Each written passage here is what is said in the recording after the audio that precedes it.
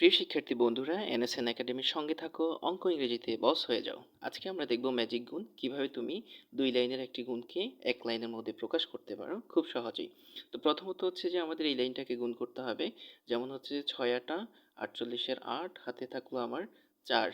আচ্ছা, তারপরে যেই কাজটা করতে হবে সেটা হচ্ছে আমাদেরকে কোনাকুনি গুণ করতে হবে। যেমন হচ্ছে 6-এর সাথে 2-কে গুণ করতে হবে, তারপর 8-এর সাথে 1-কে গুণ করতে হবে, করে এই দুইটাকে আমাদের যোগ করতে হবে।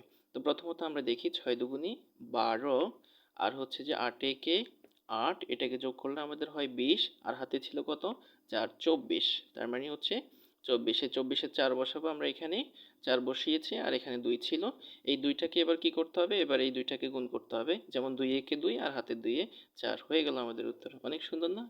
তোমরা চাইলে এভাবে তোমাদের বাকি অঙ্কগুলোকে খুব সহজেই সমাধান করে ফেলতে পারো, এবং তোমাদের সময়ও এতে করে অনেক সেভ হবে। আমাদের সঙ্গে থাকো। ধন্যবাদ।